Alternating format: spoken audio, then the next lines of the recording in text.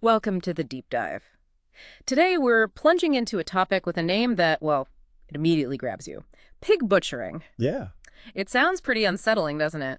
What exactly does that mean, and why is this particular scam making so many headlines lately? It's a truly insidious term, Yeah. but it's also remarkably accurate in describing the nature of this really sophisticated trust-based fraud. Okay. So our mission today really is to demystify these pig butchering scams for you. We'll break down their origins, how they meticulously unfold like in stages, Right. their various forms, and importantly, what makes them so incredibly difficult to counter and prosecute. Okay. We've pulled together a whole range of sources, everything from basic definitions to their global impact and the, frankly, daunting legal challenges involved. Right, so giving the listener a kind of shortcut to getting up to speed on this threat. Exactly. A shortcut to being well-informed about something that's evolving really fast. Pig butchering. I mean, that phrase alone paints such a vivid, if, yeah, disturbing picture. Our sources say it's an analogy, right? That's right.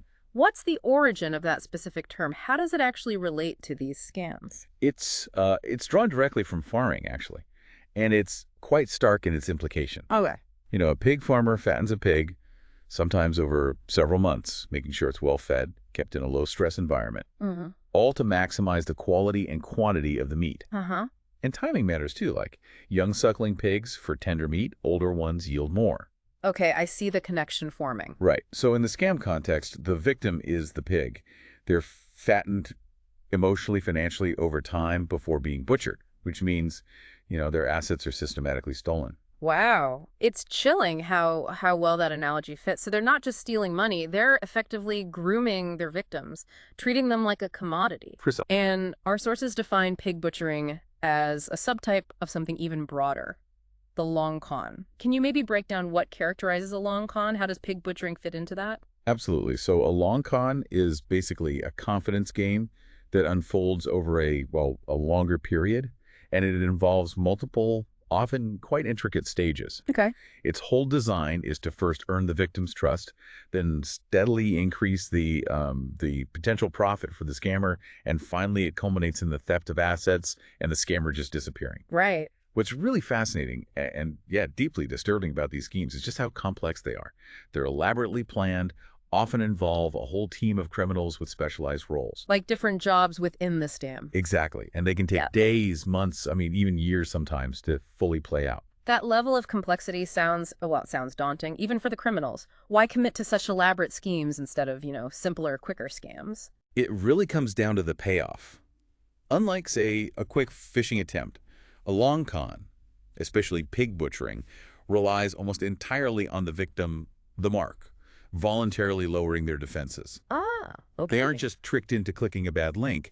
They choose to engage based on this trust the scammers have so carefully built up. And that leads to bigger payouts. Much bigger.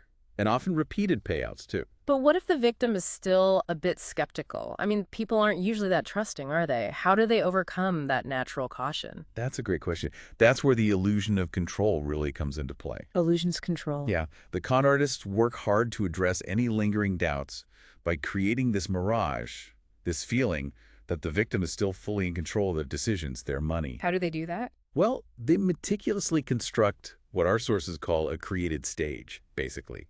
A completely fabricated setting. Like a movie set. Kind of, yeah. It could involve fake offices, really sophisticated-looking websites, even bringing in extra actors, other people playing roles, and carefully scripted lines. It's all designed to make the scam feel utterly real, totally legitimate. So it's like this elaborate play where you're the unwilling star and the entire production is designed just to manipulate you. That's a good way to put it. And I read something fascinating that sometimes they actually turn down small profits initially. That seems completely backwards for a scammer. Why on earth would they do that? It seems counterintuitive, right? Yeah. But it's a highly calculated and, yeah, pretty cynical move. Okay. They intentionally, very overtly, decline opportunities for maybe minor profits early on. These gestures, they're meant to bolster trust, create this profound sense of security. Ah, I see. That makes them look trustworthy. Exactly. It lowers the mark's defenses even further. The ultimate goal is to get the target feeling like there's absolutely no risk involved. So they become willing to part with much larger sums later on. Precisely. It's like an investment in their own deception, really. The sheer calculation there. Turning down money just to build trust. It speaks volumes about how sophisticated this is. Psychologically sophisticated. It really is. So where did this specific, very organized type of long con actually come from? What are its origins? Well, pig butchering, or shuzupan, as it's known in Chinese, which translates pretty grimly to killing pig plate. Yeah. It first emerged in China, started around 2016, initially as more of a regional crime. And at first, it primarily targeted individuals on same-sex dating sites. Interesting. But it clearly didn't stay regional or limited to those sites for long, did it? No, absolutely not. Yeah. Its effectiveness, unfortunately, meant it expanded rapidly. How did it evolve and spread so fast? You're right, it quickly diversified way beyond that initial scope. It spread to opposite-sex dating sites, then it morphed into these complex gambling operations. Huh. And eventually, it just branched out into a whole multitude of other scam types. And geographically, the spread was just as swift. Where'd it go? From China, it moved to hubs like Sihanoukville in Cambodia, which became notorious for these operations, then to the Philippines, Yeah. Thailand, and ultimately, yeah, it became a truly global phenomenon. It's just astonishing how adaptable these criminal networks are. Our sources list so many different flavors of deception under this pig butchering umbrella. What are some of the types we see? How do they differ? Yeah, there's quite a variety. They mainly vary based on, well, two things: how the victim's trust is gained and the specific method used to get control of their assets. Okay. So we see everything from, straightforward investment scams, Like the classic ones. the classic romance or catfishing scams, obviously, but also incredibly sophisticated things like fake crypto trading websites, fake liquidity provider scams. Liquidity providers. So getting really technical. Yeah, very technical.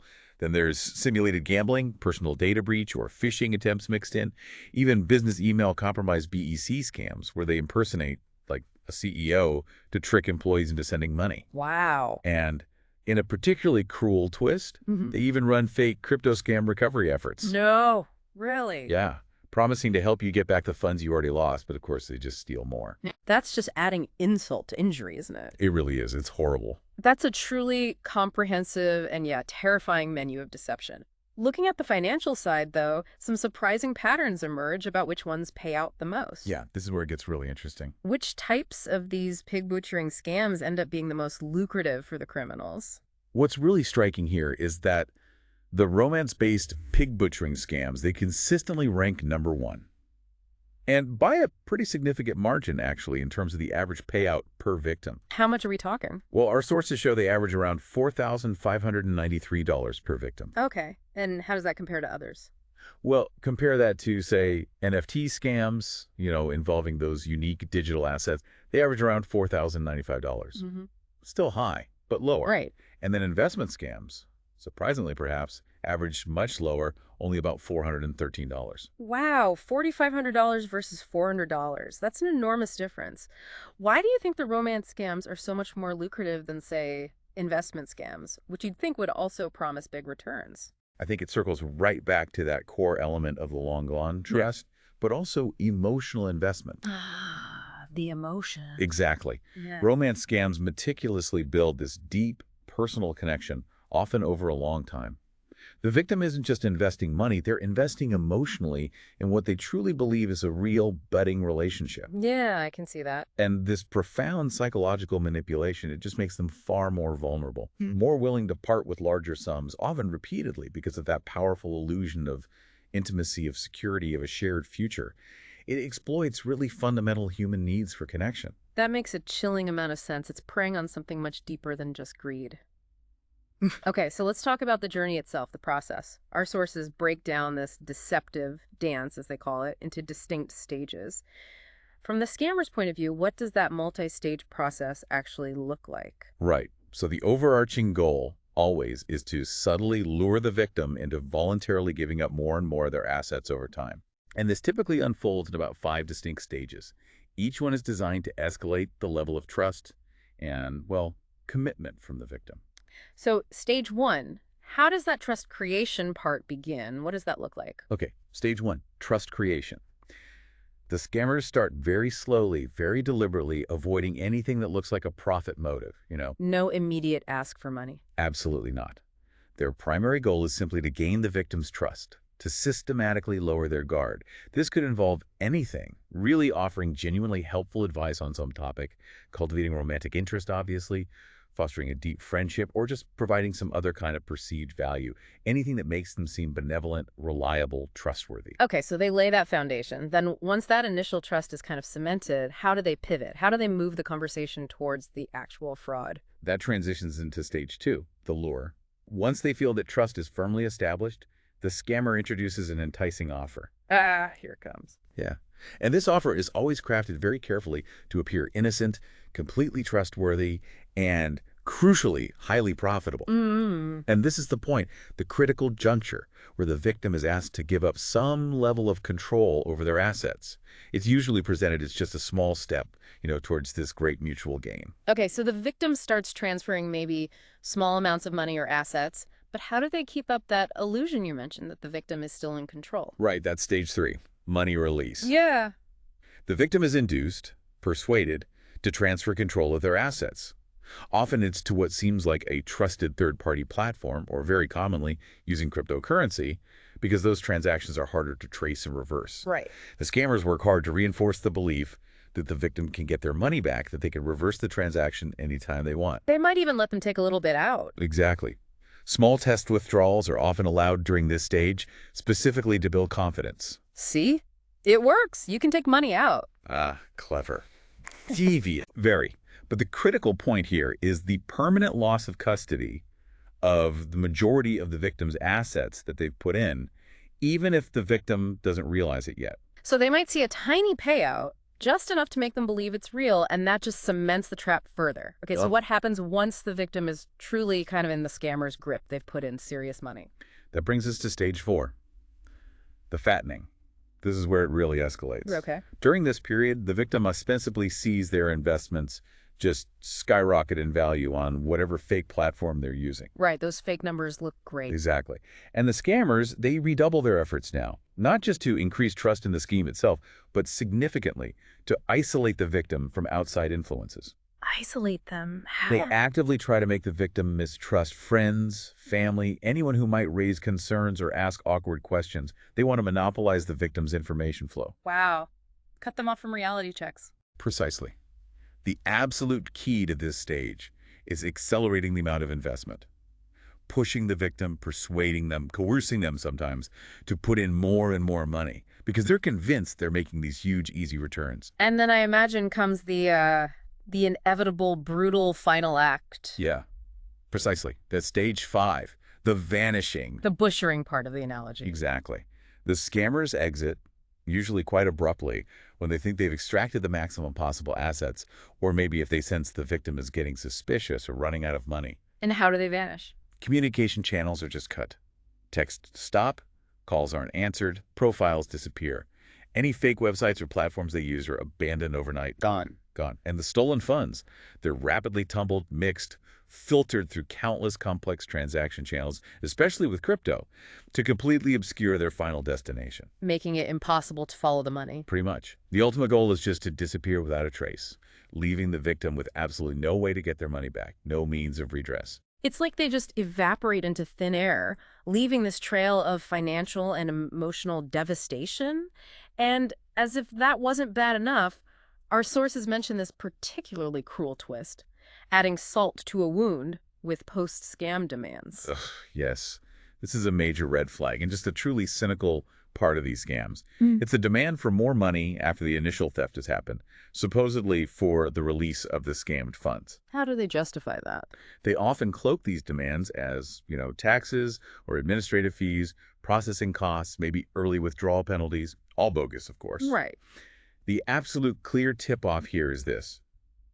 Legitimate businesses almost never require you to pay money simply to release your own money.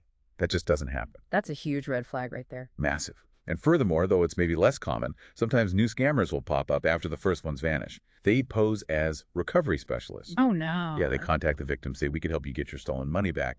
But of course, they ask for an upfront fee for their services. And then they disappear, too. And then they disappear, too, with that fee. It's just kicking someone when they're already down. It truly is a vicious, just unending cycle of deception if you fall into it. Okay, for anyone listening right now, what are the clearest, most critical warning signs we should all be looking out for to avoid falling prey to one of these pig butchering scams? Okay, there are several really critical indicators. First, and this is basic but so important, be profoundly wary of unsolicited contact. Just out of the blue messages. Exactly. Unexpected messages from unknown numbers, random social media accounts adding you, even sometimes unverified contacts on dating apps that seem a bit too eager or perfect. If someone you absolutely don't know reaches out with some kind of enticing offer or story, extreme caution is needed immediately. Yeah, that unsolicited contact. It seems like such a basic rule, but it's remarkably easy to overlook, isn't it? Mm, Especially if someone feels lonely or is maybe actively looking for a connection online. absolutely plays on that. Second, be incredibly skeptical of any too good to be true investments. If it sounds too good. It probably is. Claims of guaranteed high returns with little or no risk, those are virtually always red flags in the financial world. Legitimate investments involve risk. Okay. What about pressure tactics? I imagine speed is often part of their game. Definitely. That's another major red flag. Yeah. Pressure to invest quickly.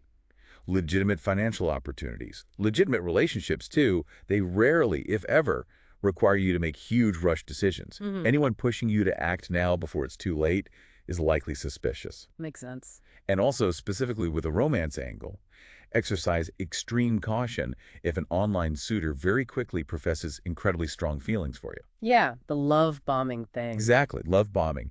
And then, almost inevitably, they pivot the conversation towards financial opportunities or needing money for some emergency or wanting to invest together. That's a classic romance scam tactic. And it often moves at lightning speed from I love you to let's invest in this crypto thing. Right. Okay, what else? What about personal information or the legitimacy of platforms they might suggest? Crucial points.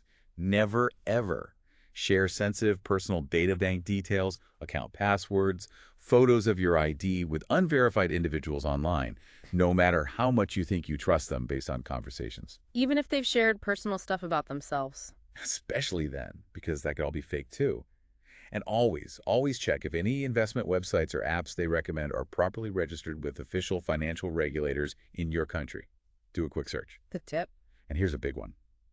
If you do put money into something they suggest, and then you encounter any difficulty whatsoever withdrawing your funds, even a small test amount, that is a huge, undeniable red flag. Stop immediately. It likely means you've already lost control. Okay. Any other behavioral tells? Yeah, watch for inconsistent or vague details from the person you're talking to. Do their stories contradict themselves? Are they evasive about certain background details? These small inconsistencies often betray a fabricated identity. Right, the story doesn't quite add up. Exactly. And of course, the age-old promise of easy riches. Be profoundly skeptical of anyone claiming you can get rich quickly with minimal effort. Wealth accumulation just rarely works that way. True. And finally, maybe one of the most insidious signs, persistent attempts to isolate you. We talked about that earlier. Yeah.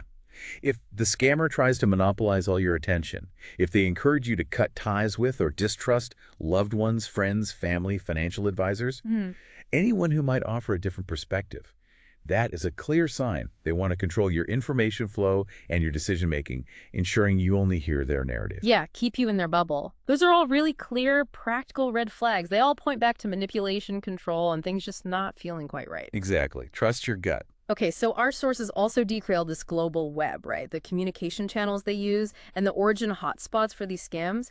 Where are these criminals actually operating from, and how are they managing to reach so many people across the globe? Well, the scammers are pretty strategic about the communication channels they use.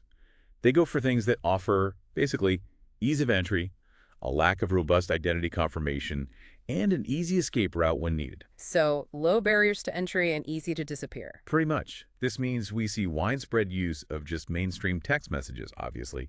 Very popular dating apps, Tinder, Bumble, Hinge, Cupid, you name it.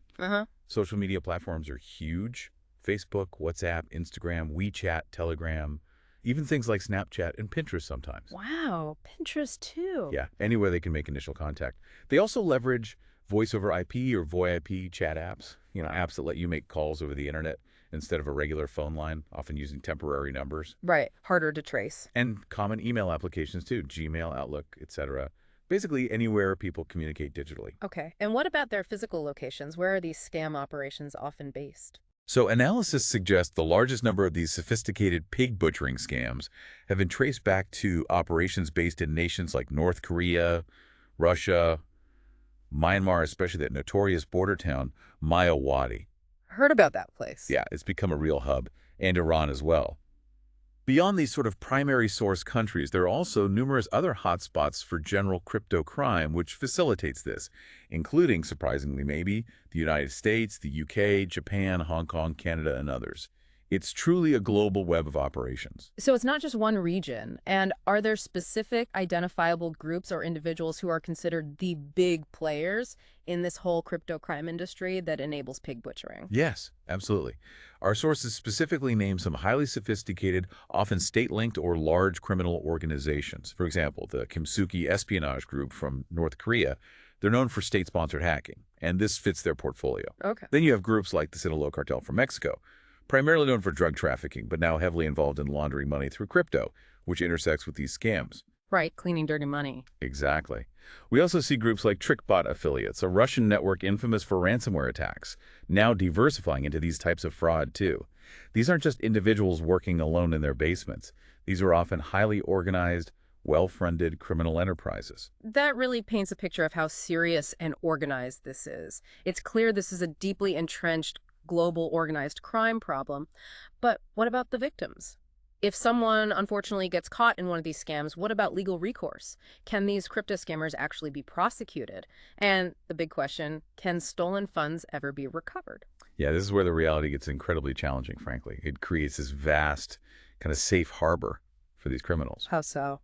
Well, while many laws are clearly broken, civil laws like fraud, intentional infliction of emotional distress, and serious criminal laws like wire fraud, securities fraud, money laundering, identity theft, Lots of laws broken. tons. But the reality on the ground is stark. Our sources indicate that despite, say, over 60,000 crypto scam crimes being reported annually just in the U.S. alone, 60,000. Yeah. Despite that volume, very, very few cases are actually brought against the cybercriminals involved. And of those few cases that are initiated, virtually no cybercriminals are ultimately convicted or serve any significant prison time. That's truly shocking. 60,000 reports, almost no convictions.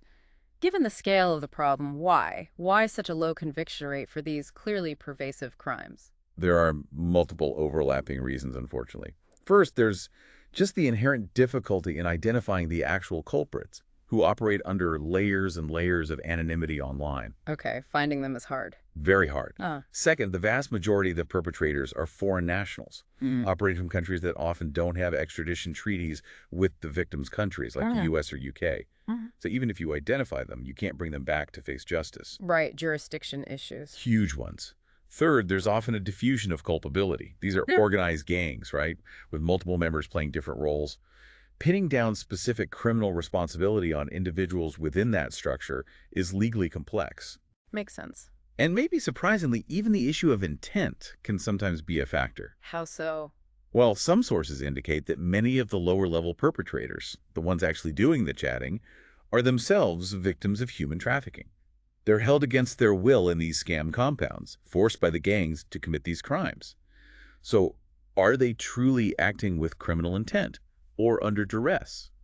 It complicates prosecution. Wow, that has another tragic layer to it. So, specifically for pig butchering scams, have any cases actually made it into U.S. courts, for example? It's quite telling. As of the date our sources were published, there have been no published cases specifically involving the term pig butchering in any U.S. court, either state or federal. Not at all. Not in published decisions, which usually indicate significant legal proceedings. This absence really highlights those deep-seated challenges we just talked about. The international nature, the lack of effective jurisdiction, the immense difficulty and cost of trying to enforce any judgment you might theoretically get across borders, it makes lawsuits incredibly difficult and expensive for individual victims to pursue. So, the bottom line for a victim, if you've lost money, especially crypto, what hope is there realistically for getting any of it back? Unfortunately, and it's tough to say this, but recovery is exceedingly rare. Really? Yeah. Many victims understandably believe that if they just file a police report or they report it to the FBI or another agency, that this will somehow automatically lead to their crypto being returned. That seems like the logical thing to do. It is, and reporting is important for data and potential larger investigations. But regrettably, it generally does not result in the direct recovery of funds for the individual victim. So what can be done? Is there anyone trying to fight back? There is a small, very specialized group of lawyers, crypto recovery specialists, who are actively working on behalf of victims. They are trying innovative legal and technical strategies to trace and sometimes recover assets. Okay, that's something. It is, but they're precise methods. They're kept highly secret. Wait, so It's a deliberate measure. If their recovery strategies became public knowledge, the scammers would immediately adapt their tactics to counter them, making recovery even harder in the future. So it's this constant cat and mouse game. wow. This has been a truly eye-opening deep dive. Just to recap, we've learned that pig butchering isn't just a weird name. It's a deeply manipulative, carefully staged, long con. Right. It has roots in China, but it's now a massive global phenomenon showing up in countless forms, romance scams, fake investments, you name it. Its success hinges entirely on building that false trust and creating an illusion of control for the victim. And the payouts can be huge, especially as we learned in romance scams where that emotional hook is so strong. Yeah, the emotional element is key. But despite how widespread and devastating it is, actually getting justice, prosecuting the criminals, recovering the money remains incredibly challenging because of how international and organized these operations are. That's the difficult reality, yes. Yeah. Understanding these intricate details, though, it isn't just about, spotting a scam for yourself. It's really about grasping the whole evolving landscape of digital trust, or mistrust, perhaps, Yeah. and understanding the sophisticated psychology these criminals are using against people. Right. This knowledge, hopefully, can genuinely empower you, the listener, to better protect yourself and maybe people you care about in this increasingly complex online world we all live in. Definitely. It leaves us with a pretty provocative thought, doesn't it? So Really what fun. does all this really mean for how we build trust, or if we can build trust in this increasingly digital, interconnected world, especially when the very tools that are meant to connect us, social media, dating apps, messaging, they can be so easily weaponized against us? That's the million-dollar question, isn't it? Yeah. It makes you think about how technology just amplifies everything, both the potential for genuine connection, but also the potential for really insidious, large-scale deception. What does that mean for how you interact online every day? Something to definitely mull over.